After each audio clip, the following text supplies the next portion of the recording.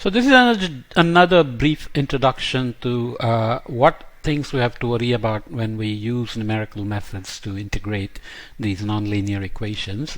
We show this by using our linear advection equation, which gives a good sense of what typically numerical stability means and where the instabilities come from and how we can set criteria for ensuring stability.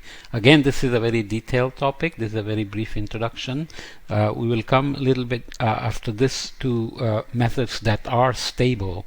So it depends on explicit integration, implicit integration, and so on and so forth. So this derivation is a little bit long, but don't worry about it. Just get the main gist of the idea. So let's start with our wave equation. You remember dc dt plus u dc dx is 0, no source sink, and u was constant. So the initial condition cx0 at time 0 was given by a times e to the ikx, where a is the amplitude for the waveform we saw, even though it's not a wave solution, and k is like a wave number. And at any time t, then that becomes a times e to the I k x minus ut, where of course this is the phase.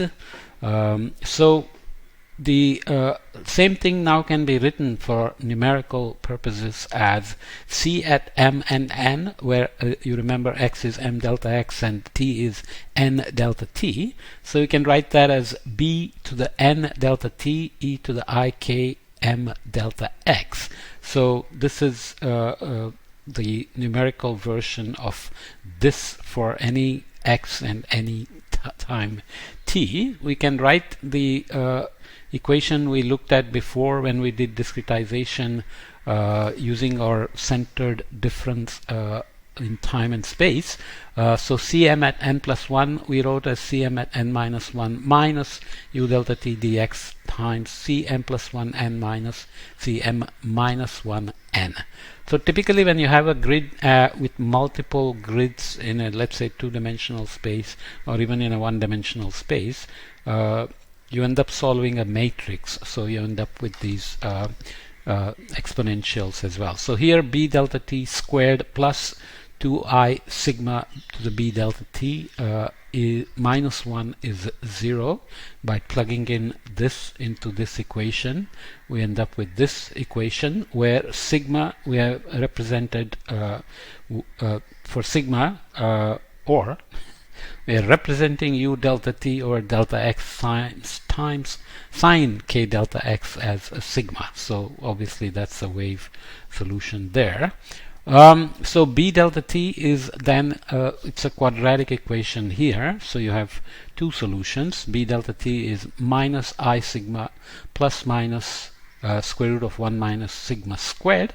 And when you have 1 minus sigma squared, you know you're going to get one stable case real and one unstable case imaginary. So stable case is where the magnitude of sigma is less than equal to 1. So we will see physically what that means. The magnitude of this is less than equal to 1.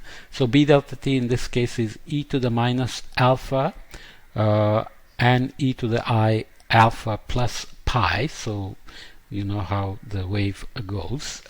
So sine alpha here is sigma again. So here you can do the simple manipulations or derivations. Again, I'm not going into the details basically because we want to introduce this concept of numerical stability and then move to stable integration with numerical methods and so on before we go on to modeling. So here the magnitude of b is 1, so you get the imaginary part and the real part as a unit circle. So the diameter is 1, radius is 1, sorry, and you have alpha as the angle between the real part and the imaginary part on for any point on the circle. So this is the illustration of the solution to this equation, indicated as large dots on the complex plane. So you have I sigma here and minus I sigma here. So basically it's just drawing the circle for a unit radius of 1.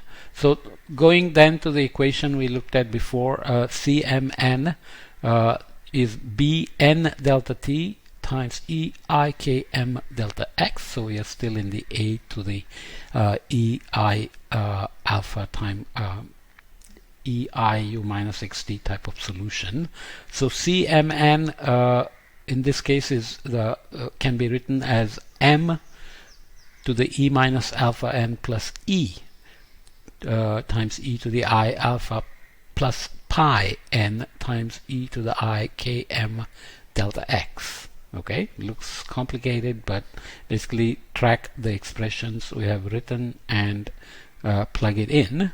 So at times 0 we have Cm0 as m plus e I to the km delta x. So this basically means that m plus e is our a in our original equation for the initial condition of Cx0 equal to a to the Eikx minus ut goes to 0 at t equal to 0. Right? So where are we going with this? Basically you can now write this Cmn with this expression as a minus, so m is a minus e and m is a minus e. So that's all we are doing here. So we are reducing m and e to a and e. So Cmn is a amplitude minus e to the e to the power of I km delta x minus alpha n over k. So that is x minus ut in a numerical form. But now, because you did it numerically, you ended up with an additional term, minus 1 to the n e to the I km delta x plus alpha n over k. So you have this obviously moves in to the right and this moves to the left. So you have a numerical mode being added to the physical mode, and this changes sign at each time step. So n equal 1 it is minus 1, n equal to 2 it is plus 1, and so on. So you have basically added something very numerical, an artificial mode to the physical solution. So Cm at 1 would be Cm0 minus u delta t over 2 delta x times Cm plus 1 0 minus Cm minus 1 0. We are still in the CTCS or central time, central space differencing, and Cm plus 1 then can be written with this as a times 1 minus I sine alpha e to the I km delta x. So full-blown wave solution equal to a minus e to the I km delta x minus alpha minus e to the I km delta x plus alpha. So you can then write, of course, Cm2, Cm3, and so on and so forth.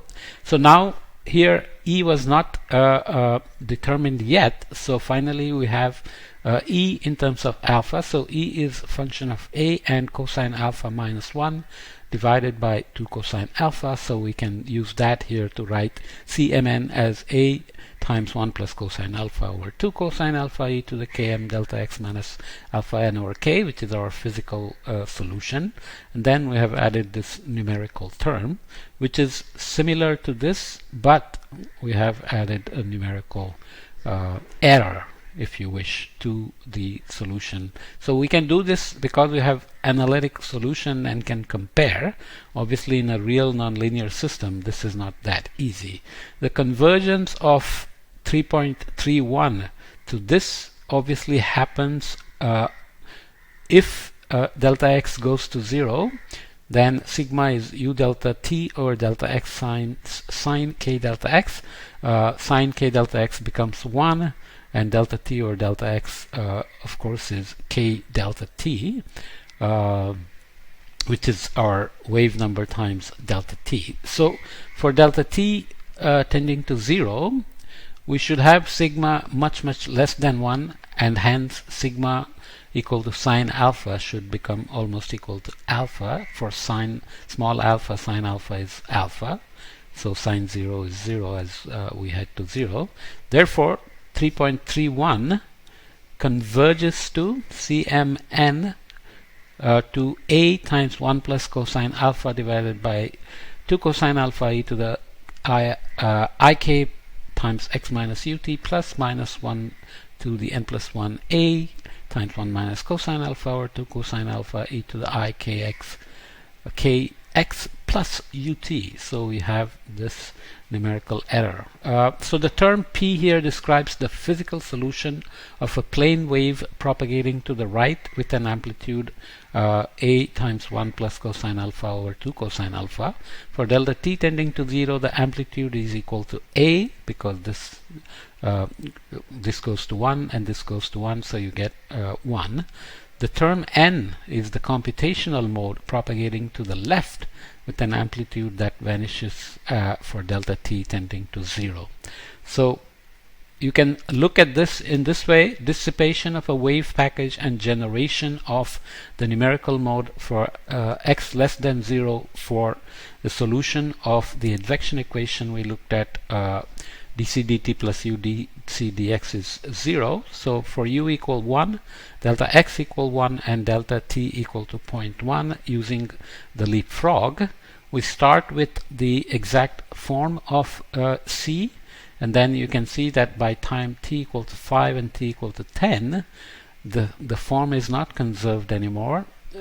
You have introduced a numerical mode that's propagating to the left, because you have plus ut here, and the real solution physical mode moving to the right, and you have ended up with this numerical waveform combined with the physical mode. Okay, so this is what we get even when it is stable. So we have a stable solution numerically derived, but we have ended up with numerical errors in our solution, and it is getting worse and worse with time integration. So this leads us to the second part of the solution, which is unstable solution.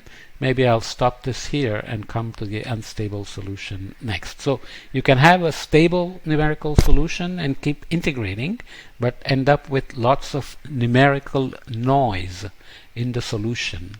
Okay, and this is what can lead to chaos when you have nonlinear systems. These kind of errors can get amplified, and the solution just may become garbage.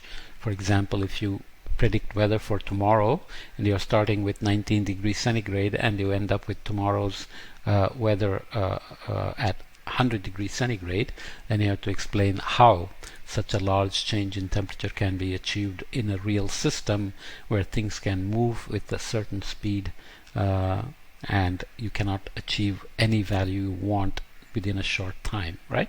So those are the kind of physical verification that will be needed eventually when you do numerical solutions. Okay.